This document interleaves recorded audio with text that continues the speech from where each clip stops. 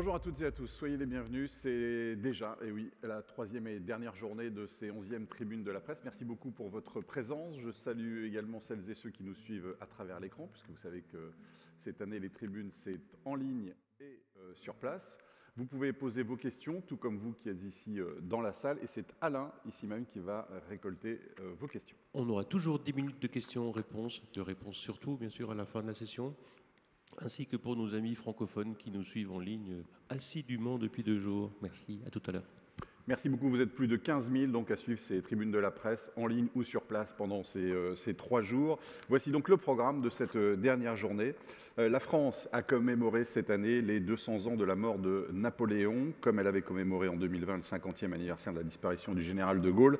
Pourquoi la France a-t-elle la nostalgie des grands hommes? Ce sera au cœur donc, du deuxième débat d'ici 1h30, débat qui sera précédé par l'intervention ici même de l'historien Jean-Noël Jeannet.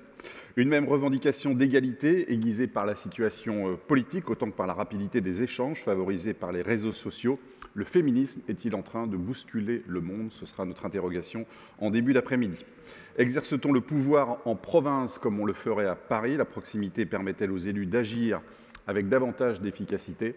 Le pouvoir loin des capitales, ce sera le dernier débat de ces tribunes de la presse. Voilà donc pour nos 3 des 4 grandes interrogations au programme aujourd'hui.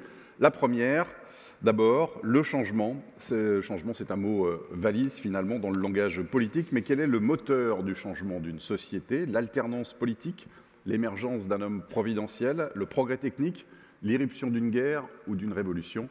On va voir maintenant ce que l'histoire nous dit. Pour changer le monde, faites la guerre ou la révolution. Le débat est animé par le journaliste, le président en tout cas du média en ligne indépendant The Conversation, Didier Pourquerie.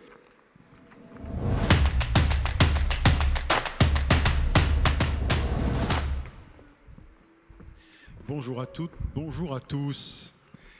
On va avoir un débat qui va nous réveiller ce matin. Faites la guerre ou la révolution pour changer le monde. C'est un thème assez original qu'on vous propose. Et je suis très content d'avoir avec moi ce matin 2 philosophes et celui qui vient d'apparaître sur votre écran, Louis Chauvel, sociologue, qui est en direct avec nous, depuis Luxembourg, n'est-ce pas, Louis? Exactement. Très bien. Il y a un petit décalage, mais nous sommes ensemble. Très bien, parfait. Donc, le titre de cette table ronde est assez surprenant. Pour changer le monde, pour réduire les inégalités, pour réduire les injustices, faut-il du politique ou faut-il du chaos, ou de la guerre, ou de la révolution? Et si la prospérité d'une société ne contribuait pas à réduire les inégalités? Alors, la question de fond est posée par un historien autrichien enseignant à Stanford, Walter Scheidel, qui a publié il y a 2 ans, ou 3 ans, un ouvrage traduit depuis en français sous le titre « Une histoire des inégalités » que vous pouvez lire chez Actes Sud et qui observe que les inégalités ne reculent vraiment qu'après des périodes de chaos, de guerre ou de guerre civile. Alors, dans ces conditions, faut-il croire les hommes politiques qui nous promettent de réduire les inégalités? Et surtout, en ont-ils vraiment le pouvoir? On en a beaucoup parlé ces dernières années avec le concept de ruissellement, etc. C'est-à-dire qu'on va pouvoir réduire les inégalités en donnant plus de richesse en haut, par exemple. Alors, pour répondre à ces questions, parce que nous avons la chance d'avoir avec nous 3 spécialistes de ces thèmes. Donc, Louis Chauvel, tout d'abord. Bonjour, rebonjour Louis. Vous êtes sociologue, docteur en sociologie et enseignant-chercheur, spécialiste dans l'analyse des structures sociales et du changement par génération, ainsi que du déclassement. Vous êtes l'auteur d'un ouvrage que je recommande à tout le monde qui s'appelle « La spirale du déclassement », qui est paru en 2019 et qui est très intéressant pour comprendre la société française, notamment d'aujourd'hui. Vous êtes professeur donc à l'Université du Luxembourg. Vous êtes entre autres membre du conseil scientifique de l'Observatoire des inégalités, ce qui est important pour notre débat. Vous avez publié plus de 40 articles scientifiques sur ces questions et surtout, j'allais dire, pour notre matinée. Vous êtes le préfacier de l'édition française de l'ouvrage de Walter Scheidel auquel je faisais allusion. Ensuite, Frédéric Gros, bonjour Frédéric, vous êtes philosophe, vous enseignez la pensée politique à Sciences Po et vous êtes chercheur au CEVIPOF. Vous êtes spécialiste de l'œuvre de Michel Foucault et vos ouvrages les plus connus, certainement que certains d'entre vous ici ou en ligne l'ont lu notamment, un de vos principaux ouvrages s'appelle « Marcher une philosophie ». Il a fait un grand succès. Puis, un livre qui s'appelle « Les Désobéir ». Et vous venez de publier « La honte est un sentiment révolutionnaire » chez Albin Michel. Et enfin, Guillaume Barrera, bonjour Guillaume, vous êtes docteur en philosophie politique de l'EHESS, professeur de philosophie et essayiste. Il est doublement le bienvenu aujourd'hui puisqu'il est l'un grand spécialiste de Montesquieu, donc vous êtes chez vous, j'allais dire, vous êtes chez vous en Gironde. Et votre dernier ouvrage, publié cette année chez Gallimard, s'intitule « La guerre civile, histoire, philosophie, politique », qui est une somme vraiment très importante. Alors, je vous propose, parce que j'ai parlé d'un livre là, de Walter Scheidel qui s'appelle « Une histoire des inégalités », mais je vous avoue qu'il y a peu de gens qui l'ont... Enfin, en tout cas, ici, je suis sûr qu'il y a peu de gens qui l'ont lu, et moi, je ne l'ai pas lu. Je n'en ai lu que des extraits, et j'ai lu la préface qu'a écrit Louis Chauvel. Et donc, Louis, je vous propose de nous présenter les idées principales et la thèse de Walter Scheidel en quelques minutes. C'est un défi du matin. Merci infiniment. Juste pour savoir, l'audio passe correctement. Je précise que si je suis au Luxembourg, c'est que le Luxembourg est un hotspot mondial de la mesure des inégalités économiques grâce à une institution qui s'appelle le Luxembourg Income Study, qui est attachée à l'université, à différentes institutions de sciences et de recherche au Luxembourg, et que c'est pour ça que c'est intéressant. Mais je ne suis pas ici pour faire de la publicité pour moi-même, et je commencerai, la chose est inhabituelle, à faire la publicité pour Thomas Piketty, une brève histoire de l'égalité. Je le signale simplement parce que Thomas, en quelque sorte, permet de fixer le débat avec le bouquin de Walter Scheidel, dont on a discuté dès à présent. Poser le débat, c'est quoi ?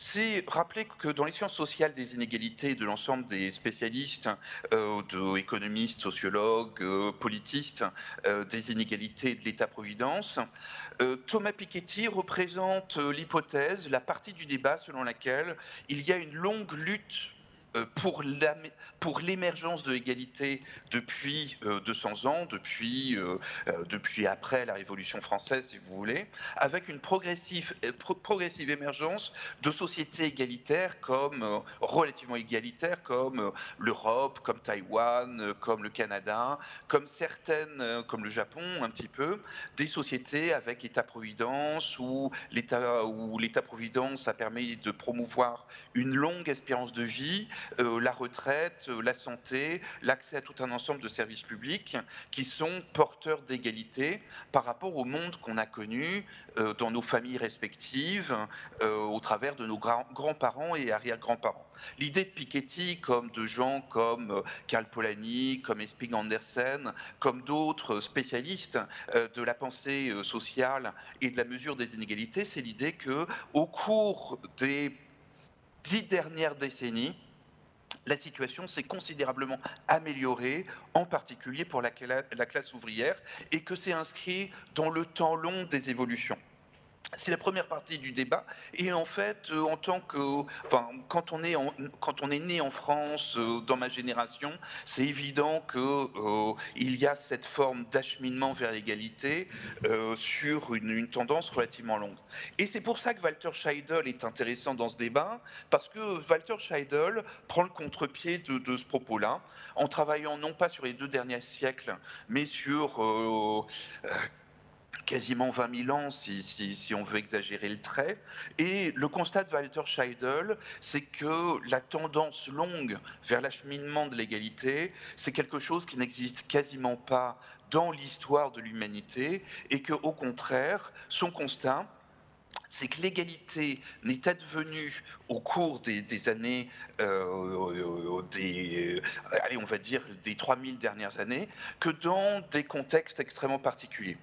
Ce que montre Scheidel, ce n'est pas une hypothèse, c'est le résultat de ses travaux historiques depuis la pierre polie, depuis le néolithique, c'est le fait que les sociétés et les économies spontanément accroissent leurs inégalités. L'accumulation d'accès aux revenus et surtout de patrimoine des possédants, dans le terme long des sociétés, a tendance à s'accroître en période de paix et de stabilité sociale.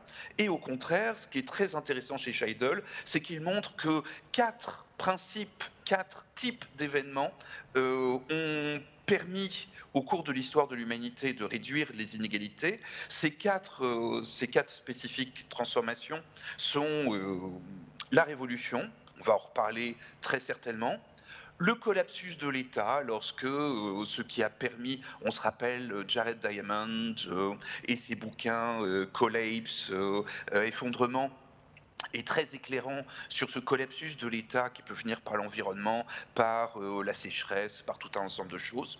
La troisième solution, selon Scheidel, c'est la guerre. Et la quatrième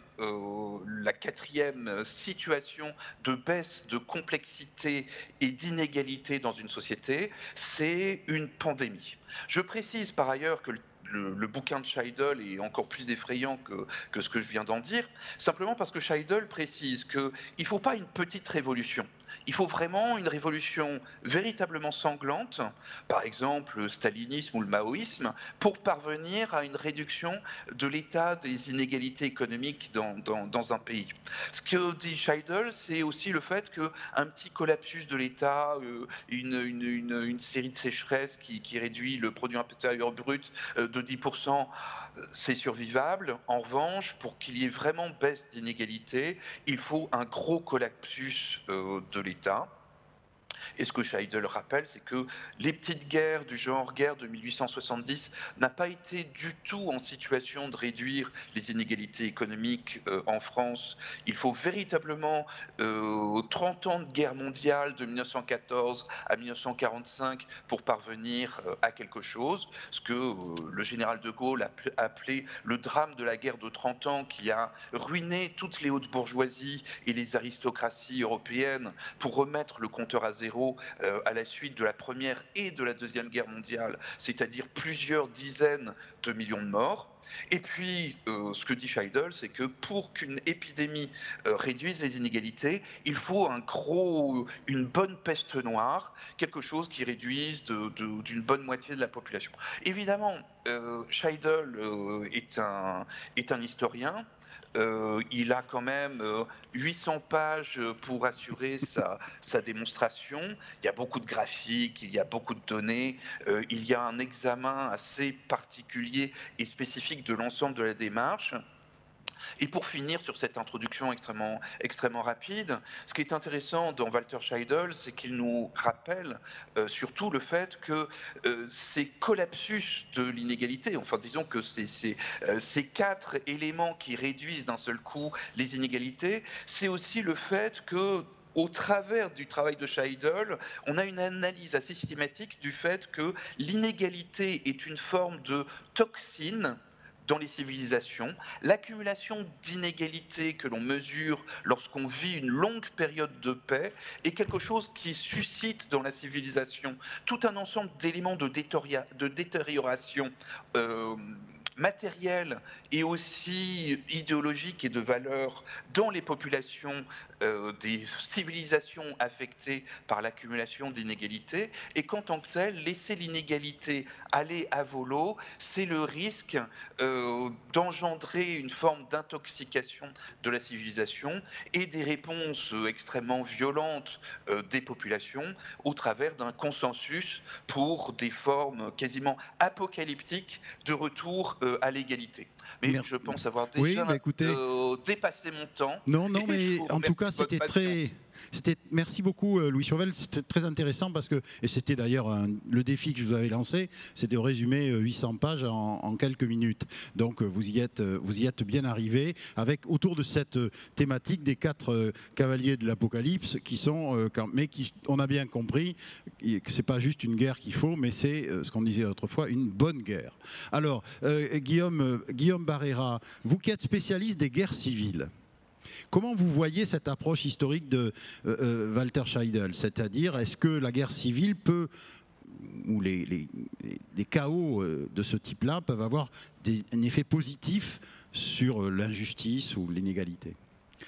Alors, comment je vois son travail, je le connais moins bien que Louis Chauvel, mais je crois que le point de départ, c'est-à-dire une enquête de grande ampleur sur des données statistiques, des données historiques, démographiques, économiques, est évidemment la bonne méthode.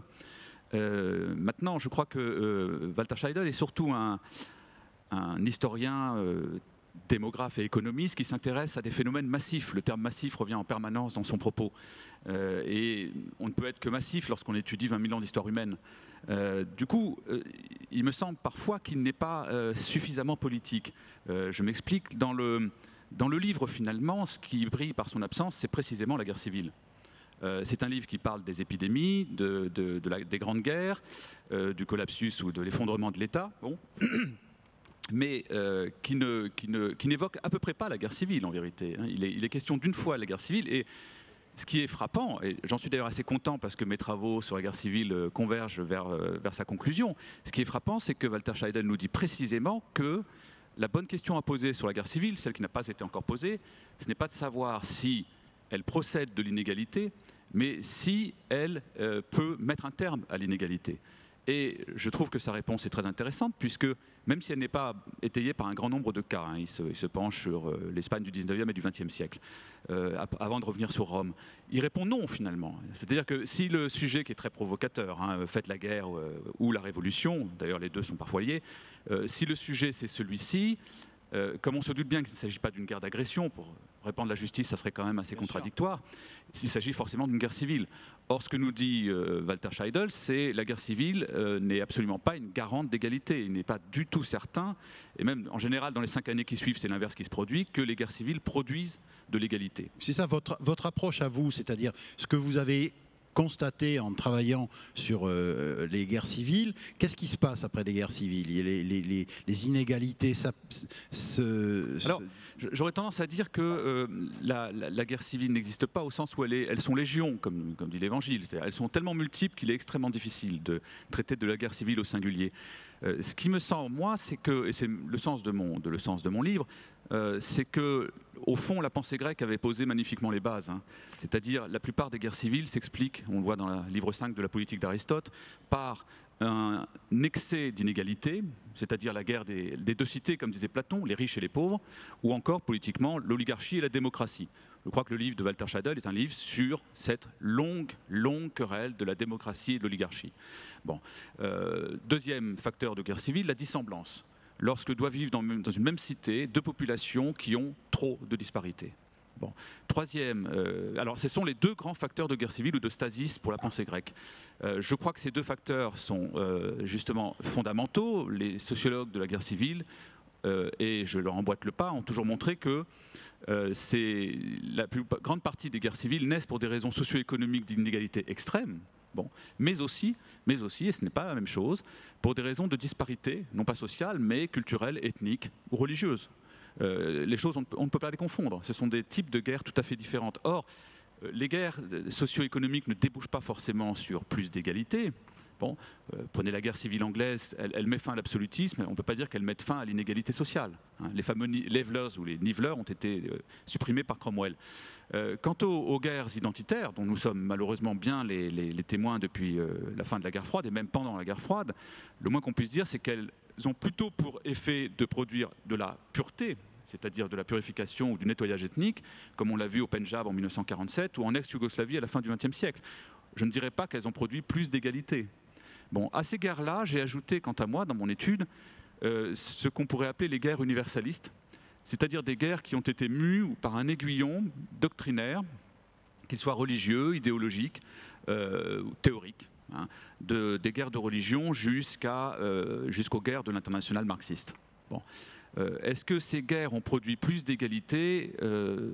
Dans un certain cas, oui, dans un certain cas, non. Donc je rejoins en sens Walter Scheidel, malgré mes divergences avec lui, pour dire que si on veut plus d'égalité, à supposer que l'égalité soit toujours plus juste, la guerre civile n'est pas forcément le meilleur moyen. Frédéric Gros, comment vous voyez ce débat entre... En plus, on n'a pas parlé là beaucoup de révolution, mais il y a aussi l'aspect révolutionnaire qui rentre en jeu. Oui, bien sûr. Moi, ce qui me frappe dans le livre justement de cet historien, on pourrait distinguer au fond comme ça très rapidement deux grands types de vérités. Il y a les vérités qui seraient les vérités du monde, les vérités qui sont des vérités qui se construisent parce qu'on se met d'accord sur des protocoles, etc. Et ça se construit par consensus. Et au fond, on a l'idée que la vérité, c'est ce avec quoi tout le monde est d'accord. Voilà, et que dès qu'il y a une voix discordante, on va placer ça du côté de la folie, etc. Et il y a un type de vérité qui sont les vérités peut-être historiques ou tout simplement humaines, qui peuvent être définies comme ce qu'on n'a pas envie de penser, ce qui est très douloureux. Et précisément, je trouve que ce livre nous met sur cette voie-là. C'est-à-dire, il y a un certain nombre de vérités qui ont comme critères de reconnaissance, oui, qui sont désagréables et qu'on n'a pas envie de penser. Et une de ces vérités, ce serait que précisément le sens de l'histoire, c'est la montée des inégalités. Et qu'au fond, pour toutes les générations nées, mettons, entre 1940 et 1975, on a pu se raconter quelque chose, un récit, comme quoi, au fond, des inégalités, il y en a, bien sûr, mais ça allait être corrigé de plus en plus, ce qu'on appelle le réformisme ou les sociétés presque justes, etc. Et au fond, tout ça est en train de s'effondrer. C'est-à-dire ce qui est aveuglant aujourd'hui, ce qui est complètement clair, c'est qu'on a mais de manière abyssale, une augmentation à très très grande vitesse des inégalités qui posent le problème, effectivement. Donc ça, c'est la première vérité. Et la deuxième vérité, c'est qu'on peut... Voilà, au regard de l'histoire, on ne peut raisonnablement rien attendre du politique pour pouvoir les régler. C'est peut-être difficile à dire, je ne sais pas, ou impossible à penser, mais voilà, en lisant ce livre, c'est quand même des choses comme ça qui me sont venues. Louis Chauvel, on parlait des inégalités dans les périodes récentes. Comme vous êtes un spécialiste notamment du déclassement, mais aussi des inégalités dans notre pays et dans les autres pays d'Europe. Pourriez-vous nous dire un peu comment se sont formées dans les périodes récentes les inégalités en France, notamment ? En fait, c'est intéressant de parler des inégalités en France, mais la scène mondiale, avant de commencer par la France, est quelque chose d'extrêmement intéressant. C'est-à-dire que toutes les personnes qui visitent régulièrement les États-Unis, par exemple, voient que d'année en année, l'espace urbain américain est de plus en plus inégalitaire entre une élite qui peut représenter de 5% à 0,5% de la population pour les gens vraiment qui, aux États-Unis, cumulent tout, c'est-à-dire très bon patrimoine, des études dans des universités prestigieuses de la Ivy League, et l'ensemble des ressources familiales, de relations sociales, de santé aussi, au sein de cette élite américaine supérieure. Il n'y a pas de personnes obèses, les gens bichonnent leur santé en mangeant uniquement organique, et ainsi de suite.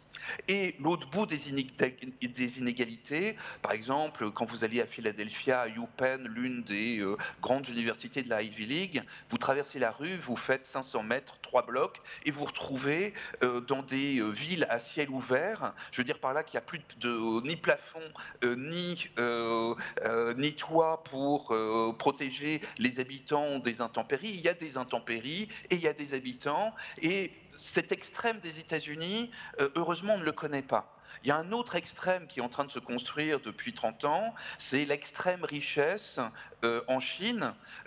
L'extrême pauvreté en Chine s'est améliorée, mais l'extrême richesse a émergé en Chine à un point totalement stupéfiant. On a 50 ou 60 Manhattan diversifiés en Chine. Il n'y a peut-être pas la même accumulation patrimoniale aujourd'hui en Chine que voilà, mais voilà. La France vit à l'ombre de ces transformations-là. Et ce qui est intéressant en France, c'est que l'explosion des inégalités en France ne se mesure pas très bien quand on se centre sur les salaires et les revenus en général. Si on veut chercher et trouver les inégalités en France, c'est du côté du patrimoine, c'est-à-dire de l'accumulation patrimoniale du petit pourcentage, même pas, de la population française qui bénéficie de grandes fortunes immobilières ou autres au sein de la famille. Et en fait, ce qui est paradoxal en France, c'est qu'au bout du compte, on vit après 30 ou 40 ans de stabilité du coefficient de Gini qui mesure l'inégalité économique des revenus sur une longue durée. On est vraiment sur des petites fluctuations insignifiantes par rapport à ce qu'on voit aux États-Unis. Mais la plus grande transformation, c'est le fait que, par exemple, si vous prenez Paris Intramuros, une année de salaire d'un enseignant du secondaire représentait, au début des années 80, 9 mètres carrés de pouvoir d'achat. Aujourd'hui, pour le même enseignant du secondaire, enfin ce sont peut-être ses enfants, 40 ans après, une année de salaire de la même personne représente à peine 3 mètres carrés. C'est-à-dire qu'il y a une réduction par un facteur 3 du relatif pouvoir d'achat des revenus par rapport aux accumulations patrimoniales. Et le problème avec les accumulations patrimoniales, c'est qu'elles sont complexes à mesurer. Elles peuvent se trouver dans d'autres pays que la France. Je ne m'étendrai pas sur cette question. Ça peut être en Suisse ou ailleurs, si vous voulez. Ça peut être ces inégalités patrimoniales. Aussi, on les mesure très mal par les enquêtes parce que ce sont souvent les grands arrière-grands-parents qui sont encore propriétaires parce qu'ils sont centenaires du stock de la famille. Les gens savent qu'un jour, ils auront le pactole, le stock, le pognon. Mais malheureusement, ça peut être dans 70 ans, et dans 70 ans, on sera peut-être mort. Donc la mesure du patrimoine familial est quelque chose d'extrêmement complexe, dans la mesure où ça existe, on le sait par tout un ensemble de données, et une fois encore, Scheidel d'un côté, Piketty de l'autre, permettent de compléter le paysage. Et en même temps, ce patrimoine est partout et il est nulle part à la fois. Et effectivement, c'est pour revenir sur ce que disaient l'ensemble des interlocuteurs, nous serions peut-être bien en train de reconstruire une guerre des deux cités, l'oligarchie patrimoniale d'un côté et le peuple de la démocratie de l'autre. Et ça signale aussi le fait que le sens de l'histoire, c'est quelque chose qui peut-être n'existe pas, simplement parce que nous sommes dans des fluctuations permanentes, sans aucun sens de l'histoire, avec de temps en temps du mieux après la Deuxième Guerre mondiale et du pire en train de se reconstituer aujourd'hui.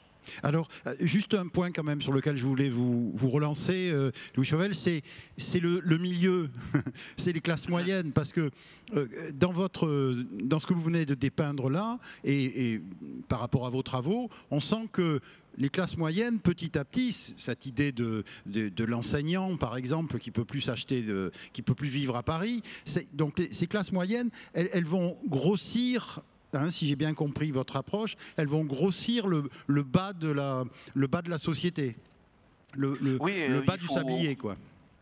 Voilà, il faut en considérer les conséquences, c'est-à-dire que nous avons vécu depuis la Deuxième Guerre mondiale avec l'idée que le progrès s'identifiait à la progression de pouvoir d'achat, de niveau de vie et de partage social de la santé, de la retraite et ainsi de suite, où les classes moyennes avaient un rôle de guide collectif vers un avenir meilleur. Et malheureusement, depuis 30 ans, et la tendance pour le coup depuis 30 ans est assez régulière, pour être mentionné, du point de vue du prix du mètre carré, comme du point de vue de tout un ensemble d'éléments de sécurité de la société, de sécurité sociale. Je pense à la santé, je pense à l'espérance de vie, je pense aussi à l'accès à l'éducation de qualité, qui est un élément central pour ces fameux enseignants. Il y a tout un ensemble de retours de bâton après la période de moyennisation des 30 ou 40 années qui ont suivi la Deuxième Guerre mondiale. Nous sommes dans le retour de bâton, nous sommes dans le coup de bâton sur les classes moyennes qui n'ont guère d'autre perspective que soit de sortir par le haut, par les études les plus prestigieuses, les grandes écoles, et éventuellement une expatriation, simplement parce que les salaires en France, même au sein des catégories plutôt favorisées, c'est pas terrible, faut le dire. Et en fait, soit on sort des classes moyennes par le haut, et souvent par la porte de sortie, soit par le bas, et dans ce cas-là, c'est l'effondrement des catégories moyennes vers des éléments de pouvoir d'achat qui ne sont pas la famine de la classe ouvrière de 1913, c'est pas Zola, mais ce sont d'énormes frustrations. Et la question de la honte existe dans les classes populaires, c'est très important, mais les frustrations croissantes des classes moyennes font partie de ces éléments d'activation quasiment toxiques de l'ordre social, oui, qui peuvent à long terme avoir des effets dévastateurs. On est là face à une situation un petit peu comme des tremblements de terre, on ne sait pas quand ça va arriver, mais les tensions s'accumulent au milieu des plaques tectoniques des classes moyennes, et ça va bien certainement casser à un moment, et la fracture va donner lieu à ce Big One qui est de plus en plus probable à mesure que les tensions s'accroissent. Votre vision de philosophe, Guillaume Barrera, par rapport à cette approche? Alors, j'aimerais bien revenir sur une idée qui a été exprimée auparavant et après sur les classes moyennes. Oui. Pour qu'on ne perde pas le fil, je commencerai par le dernier, c'est-à-dire la classe moyenne. Et je poserai même une question à Louis Chauvel, parce que ce qui me frappe dans les travaux de Thomas Piketty, dans les travaux de Walter Scheidel, comme dans votre propos présent, c'est qu'il vous semble que le déclassement justement des classes moyennes, même si les classes moyennes sont une construction des sociologues, hein, je ne sais pas si ça existe dans le réel véritablement, mais même si elle n'existe pas en tout cas comme construction, elle joue un rôle. Vous insistez beaucoup sur leur déclassement, vous insistez beaucoup même sur leur scission, c'est-à-dire il y aurait des classes moyennes aisées et des classes moyennes qui se paupérisent, pour ainsi dire. Mais ce qui ne semble pas jouer un grand rôle pour vous, pourtant vous pensez à l'échelle de la planète, pas de la France, vous avez commencé par le dire, c'est plutôt l'émergence et la croissance assez impressionnante, historiquement à mon avis c'est un fait énorme, de classes moyennes dans des pays qui n'en avaient pas.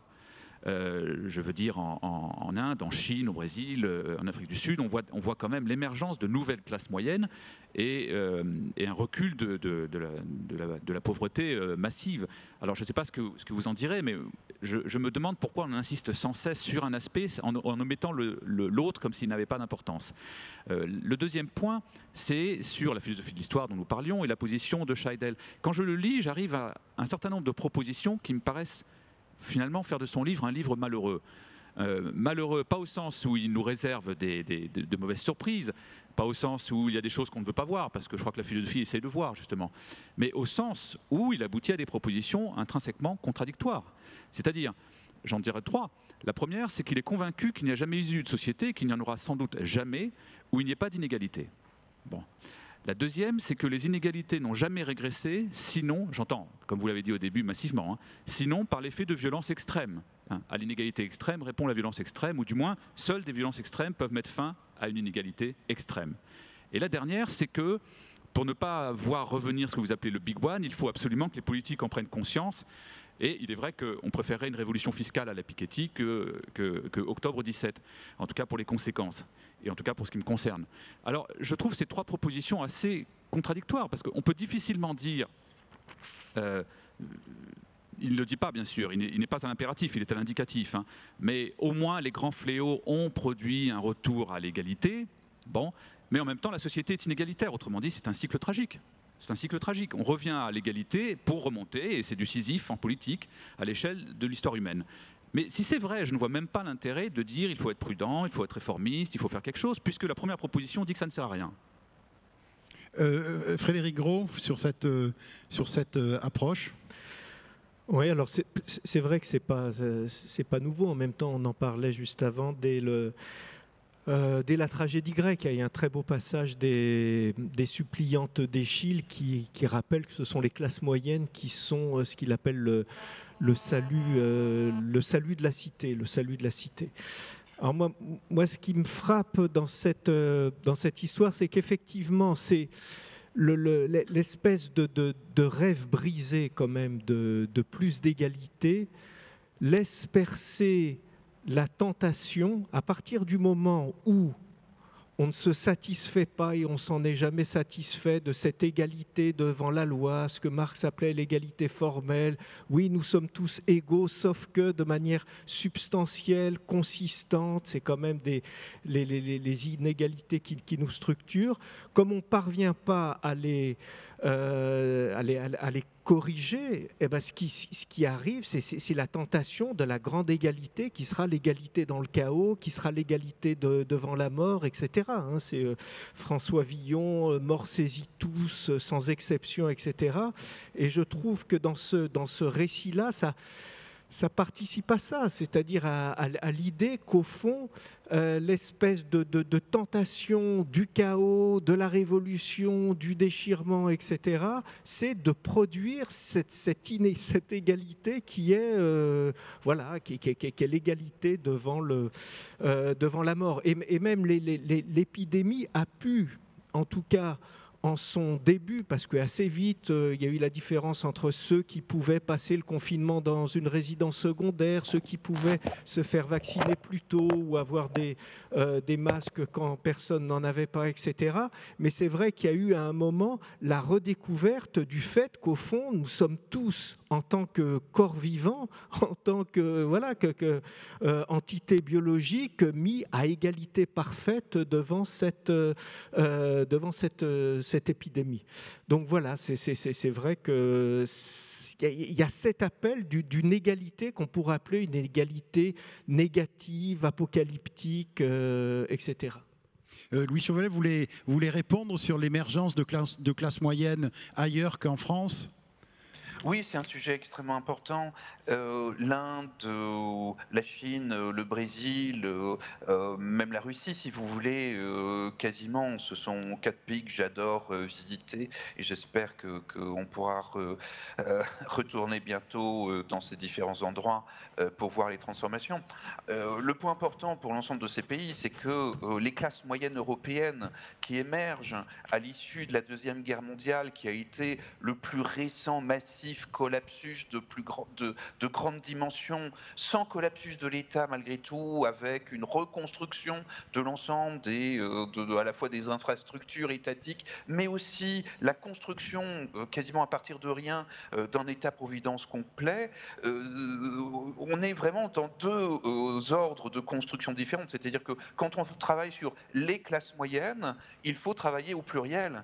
Chaque pays, chaque civilisation a sa dynamique de classe moyenne, et comparé à cela, la Chine, mais on pourrait dire la même chose pour les autres BRICS dont j'ai cité la liste, c'est le fait que les classes moyennes qui émergent en Chine, ce sont avant tout 15%, peut-être 5% d'élites supérieures qui effectivement reconstituent des formes de classe moyenne du point de vue du niveau de consommation, mais qui sont vraiment le haut de la société chinoise et qui, pour l'instant, on ne va pas dire que ce sont les premiers de cordée qui tirent vers le haut et qu'il y a derrière du trickle-down. C'est vrai qu'avec la croissance économique stupéfiante de la Chine en une génération, qui est passée du tiers-monde quasiment au premier monde, voire à la première place très bientôt, il se passe quelque chose qu'il faut prendre en considération.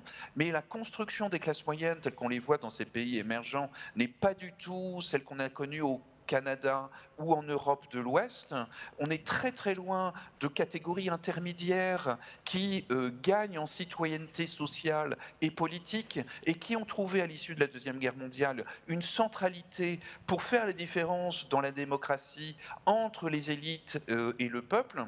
On est dans ces pays-là très très loin. Enfin, j'adore la Chine et je ne suis pas là pour faire une critique du modèle démocratique chinois, mais c'est un autre modèle. Et ce qui est intéressant chez Seidel, c'est qu'il y a tout un ensemble de clés qui permettent d'éviter de grandes naïvetés telles que le succès perpétuel de l'égalité sur l'inégalité ou l'existence d'une classe moyenne uniforme sur l'ensemble de la planète. Nous sommes sur des pays très différents. Nous rêverions tous dans la salle et ailleurs d'une grande révolution fiscale, universaliste, globale, comme Thomas Piketty par exemple l'appelle, mais vous avez aussi l'idée de revenu universel. Le problème, c'est que nous restons dans une scène historique où des nations hostile, peut-être plus hostile aujourd'hui qu'il y a 5 ans, se trouve en situation d'essayer de parvenir à une hégémonie. Et dans chacun de ces pays, certaines classes essaient de tirer à elles l'hégémonie. Et tout ça est générateur de tensions internes, externes, de risques non pas simplement de guerre civile, mais aussi de guerre avec les voisins, ce qui est depuis 1914 et depuis bien avant aussi, une façon d'extérioriser les tensions internes, de façon à essayer de conserver l'ordre social. En général, c'est un échec complet. Je ne suis pas en train de dire qu'il faut espérer la survenue de la Troisième Guerre mondiale pour reconstituer un État-providence puissant à l'échelon de la planète, mais il ne faut pas être naïf. Nous n'aurons pas tout de suite en matière d'égalité, et que c'est encore plus de travail, c'est le message central de Walter Scheidel, c'est beaucoup plus de travail que ce que l'on croit. Il ne suffit pas de dire je veux l'égalité et faire quelques petites manifestations le samedi après-midi, c'est important, mais il y a un travail beaucoup plus profond sur les sociétés, de façon à faire par la politique ce que les 4 cavaliers de l'Apocalypse risquent de faire sinon.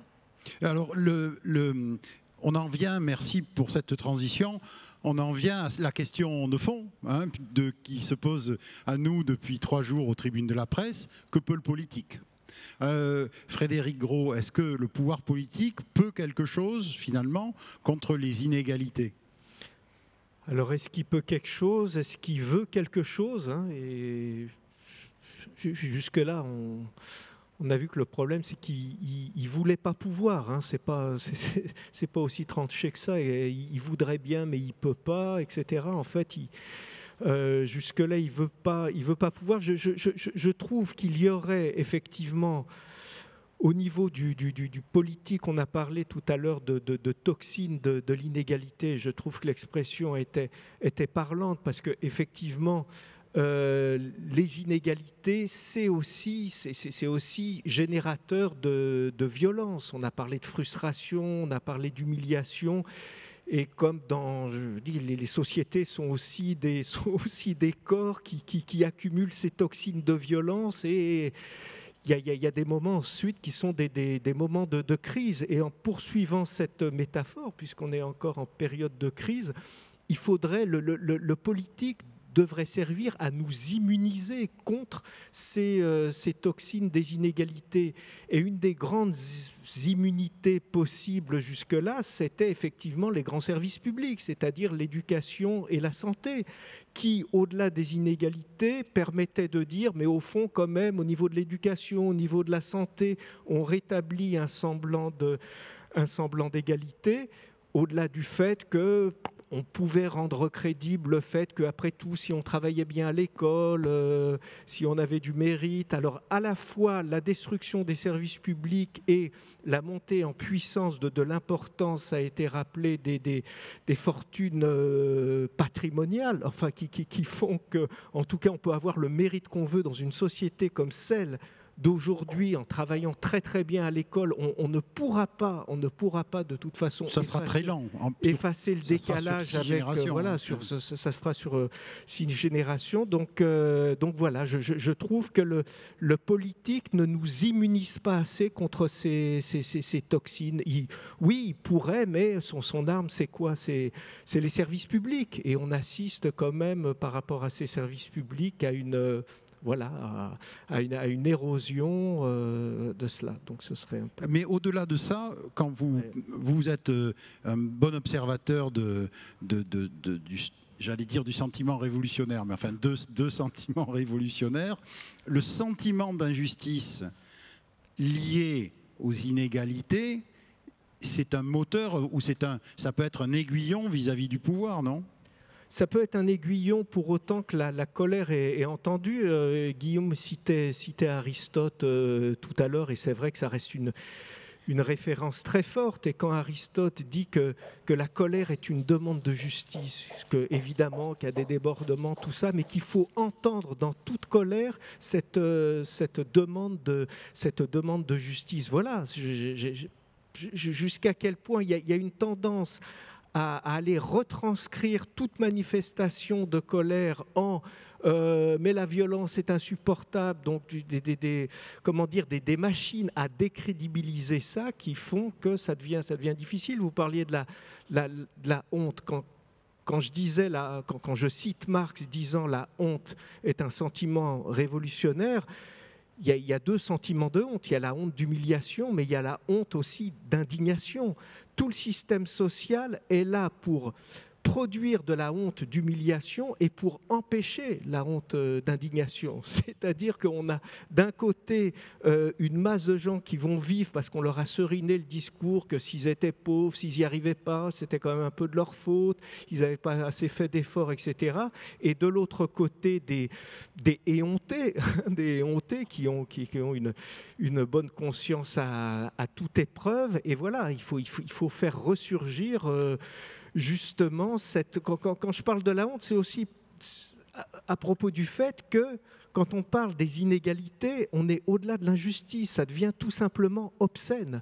Le critère d'intolérabilité de l'injustice, c'est quand ça devient obscène, Guillaume Barrera, justement sur ce sentiment d'injustice aussi et ce que peut l'État. Alors, peut-être... Oui, 4 remarques à ce sujet. La première, c'est que, pour revenir à Aristote, si les cités existent, c'est pour que les hommes débattent entre eux et qu'ils débattent essentiellement sur la question du juste. Bon. Or, la question du juste, si c'est la question politique, elle n'est pas tranchée aujourd'hui encore. Je veux dire, ce que peut la politique, j'entends, le mot est quand même un peu vague. Entend-on par là des politiques publiques, entend-on par là le pouvoir, le politicien, etc., ou l'État et le politicien faisant deux d'ailleurs. Il faudrait clarifier les termes, mais nous n'avons pas le temps. Mais ce que je pense, c'est que la politique est le lieu où s'exprime, et il est tout à fait important qu'elle s'exprime, des opinions divergentes et parfois incompatibles sur le juste. Et à commencer par la question de l'égalité. D'ailleurs, de quelle égalité? Depuis l'essai sur les libertés de Raymond Aron, on ne sait pas s'il faut préférer l'égalité juridique des libéraux ou l'égalité réelle des marxistes. Et ces questions se raffinent après, et ce ne sont pas des finasseries, c'est extrêmement important, et Louis Chauvel est bien placé pour en juger, sur l'égalité des chances et le rapport à l'éducation, etc. Donc le politique, pour moi, c'est déjà le lieu, comme ici, une tribune où il est possible de poser ces questions de manière à la fois, passionnée, mais pas fanatique, c'est-à-dire avec engagement, mais sans violence. Parce que le deuxième point, c'est qu'il va de soi, et c'est quand même un auteur mort il y a 250 ans qui nous le rappelle, que nous sommes entrés dans le monde et que nous n'en sortirons plus. C'est-à-dire nous sentons bien que les politiques publiques ont quand même rapport à une réalité mondiale et que sur cette réalité mondiale, personne n'a une prise totale. Donc ce n'est pas une façon d'excuser l'impuissance des politiques, mais ils ne peuvent pas tout, puisque le marché mondial a quand même une part extrêmement importante sur les politiques nationales. Bon. Mais alors du coup, quelle alternative ou que peut-on espérer? L'une des possibilités, c'était justement le recours à la violence. Un peu, je finis, puisque c'était le sujet de ce matin. Il ne faut pas perdre de vue que le titre du livre de Walter Scheidel, le titre du livre anglais, c'est The Great Leveler, Violence. La grande niveleuse, la violence et les inégalités. Le titre français a perdu un peu de cette dynamique. La grande niveleuse, ce n'est pas les 4 fléaux de l'Apocalypse, c'est la violence. Bon, on pourrait remonter jusqu'à l'Anti-Düring de Friedrich Engels, le compagnon de Marx, qui est justement l'essai le plus cohérent que je connaisse pour justifier le recours à la violence. L'histoire humaine est une histoire de violence. Est-ce que la violence a fait? Il faut le défaire par la violence. Bon. Walter Scheidel est sur la crête parce qu'il donnerait presque raison par les faits à une théorie qu'en même temps il est trop prudent et trop humain pour approuver. Bon. Mais je finirai sur une remarque, c'est que le même Montesquieu qui nous a appris ça, nous a appris aussi une certaine modestie relativement à la politique. Montesquieu disait au fond, il est toujours frappant de voir à quel point les princes, entendus au sens large, et même les législateurs, surestiment leur pouvoir. C'est-à-dire, les sociétés changent d'elles-mêmes, et elles se changent toutes seules. Et il y a bien des facteurs dans l'évolution économique et historique qui ont eu, à mon avis, des importances ou des portées beaucoup plus grandes que toutes les politiques connues. Je veux dire, on pourrait faire une histoire des révolutions au sens non politique du terme, mais on verrait qu'elles ont eu une influence sur l'histoire humaine beaucoup plus grande que les révolutions politiques. Bon, du néolithique aux armes à feu, de la navigation à la lettre de change, en allant jusqu'à l'industrie et surtout la révolution numérique qui, à mon avis, bouleverse le champ politique aujourd'hui et social d'une manière très impressionnante. La question que je me pose, c'est, parce que Walter Scheidel est quand même assez pessimiste, est-il vrai que toutes ces révolutions aient, j'allais dire, propagé l'inégalité? J'aurais plutôt le sentiment qu'elles ont propagé à la fois la prospérité et l'inégalité. Du coup, on revient à la question de savoir s'il vaut mieux de l'inégalité dans la prospérité ou de l'égalité dans l'indigence. Alors, Louis Chauvel, vous qui vous intéressez beaucoup à justement ces questions d'inégalité, mais comment on peut faire face à ça, ce qu'on peut faire par rapport à ça, comment vous vous inscrivez dans ce débat? Oui, en fait, dans ce débat, le message le plus important, me semble-t-il, pas simplement de Scheidel, mais de l'ensemble du débat, c'est que de temps en temps, il est important d'être optimiste et d'aborder la question politique sous une forme ouverte, avec une issue potentielle, si on travaille bien, d'amélioration de l'ordre social. Mais par rapport à cette vision optimiste qu'il faut avoir à un moment pour avoir un peu d'efficacité, il faut quand même partager à un moment le pessimisme anti-naïf et quasi cynique de Walter Scheidel pour nous rappeler que le travail va être beaucoup plus difficile et surtout que le travail est à refaire à chaque génération. C'est-à-dire que oui, les travaux de Guillaume Barretta sur la guerre civile en Grèce, c'est quelque chose d'extrêmement utile aujourd'hui pour nous tous.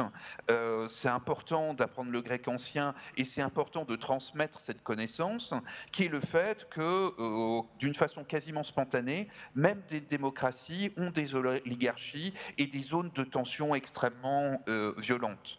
L'autre élément qui me paraît extrêmement important avec Frédéric Gros, c'est de rappeler aussi les formes de déséquilibre et les sources permanente au sein même de nos démocraties, à la fois libérales et égalitaires, de sources de honte pour une partie immense de la population, de honte et de frustration. Je pense qu'effectivement, c'est un agenda de recherche extrêmement important de comprendre ces deux aspects-là, simplement parce que nous vivons aujourd'hui dans une société française extrêmement inquiétante d'une certaine façon, que M. Zemmour et que Mme Le Pen totalisent ensemble, faut-il les mettre ensemble, j'en sais rien, mais voilà, c'est quand même un signal très important qu'il faut gérer, qu'il faut comprendre, qu'il faut analyser, qu'il faut regarder de très très près avant même de les juger, simplement parce que c'est un signe de détresse générale au sein de la démocratie française et de la société française qui relève non pas d'une situation de pré-guerre civile, encore que faut y voir, mais c'est l'expression directe d'une profonde déstabilisation des valeurs dans lesquelles nous avons vécu pendant 70 ans et que ça monte maintenant à 30%, alors que ce n'était pas à 30% il n'y a pas si longtemps. C'est le signal d'une mauvaise tendance et Scheidel nous aide à penser les mauvaises tendances, c'est-à-dire que Scheidel nous aide à penser le fait que le monde dans lequel nous vivons est un monde historique, potentiellement de tragédie collective, et que si nous ne faisons pas garde, si nous n'observons pas et n'avons aucune réponse aux tensions violentes qui actuellement s'accumulent, nous risquons d'être victimes collectivement de cette violence de masse. On va passer maintenant aux questions, merci. Les questions peut-être en ligne, et puis pendant ce temps, vous préparez vos questions dans la salle ? Absolument, préparez-vous dans la salle, levez la main, levez-vous pour poser la question.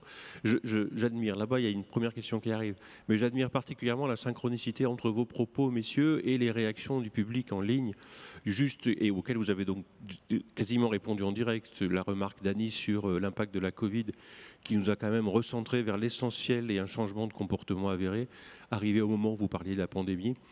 Juste une petite question quand même que vous n'avez pas abordée. Samuel nous parle des mouvements écologiques qui sont pour beaucoup non violents face aux défis climatiques qui se dressent devant nous. Devraient-ils changer et devenir plus radicaux et plus violents? Frédéric Gros, est-ce qu'il faudrait des éco-warriors?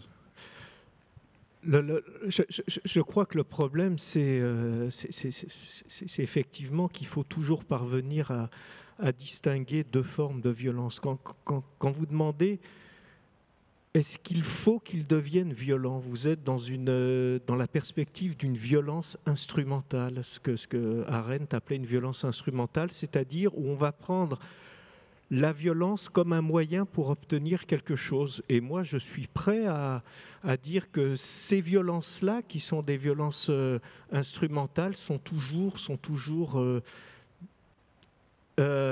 insupportables au sens où contre-productives plutôt, parce qu'insupportable, c'est presque un jugement moral, parce qu'elles vont très vite être rattrapées et on va désigner, on va stigmatiser, etc.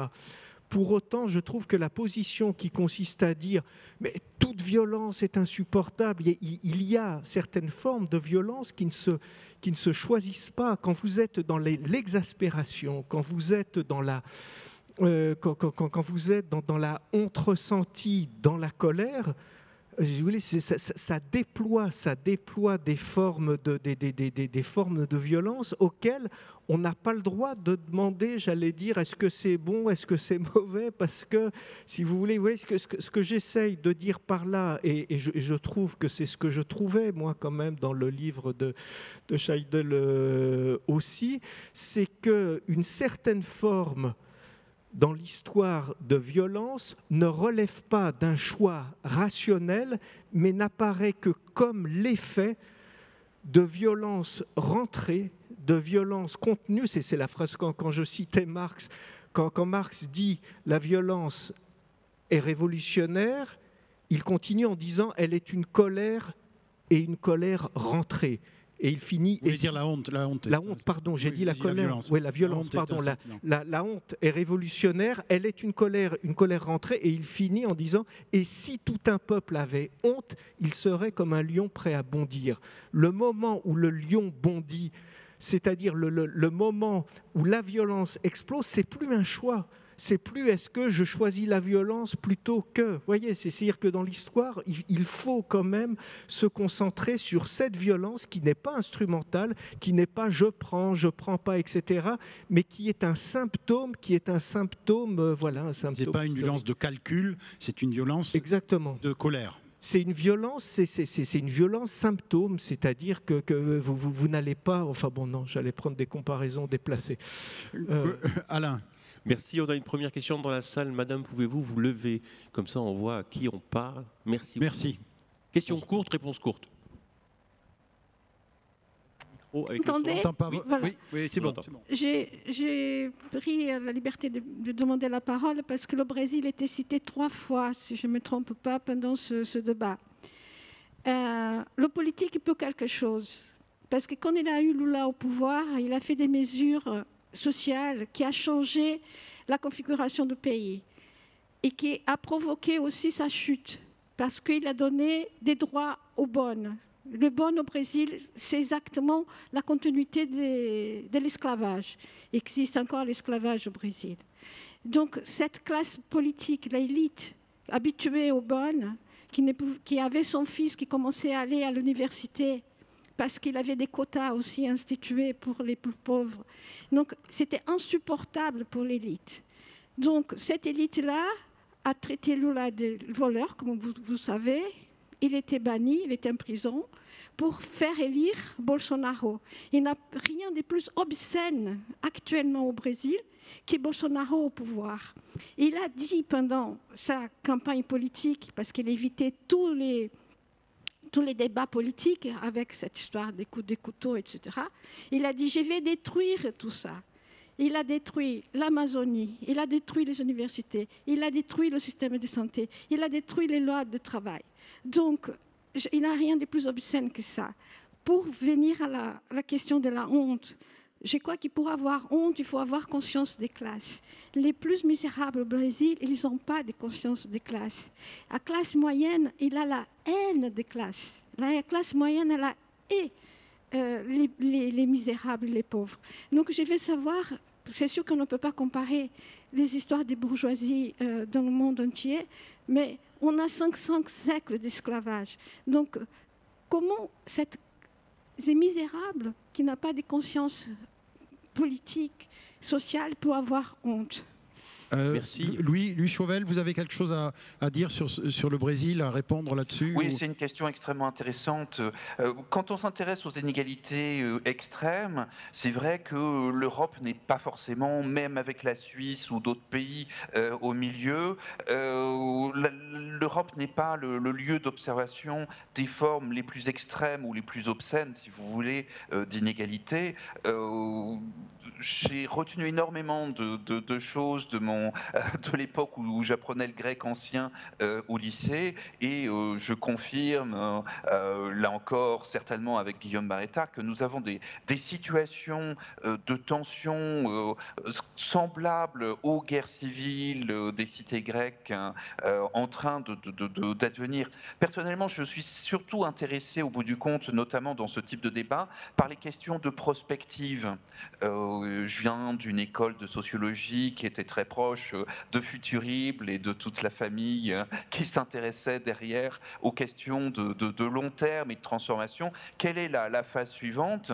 C'est clair que le Brésil donne dans ces tensions tout un ensemble d'indications sur les incertitudes du monde aujourd'hui, c'est-à-dire que l'apport de Lula a été considérable.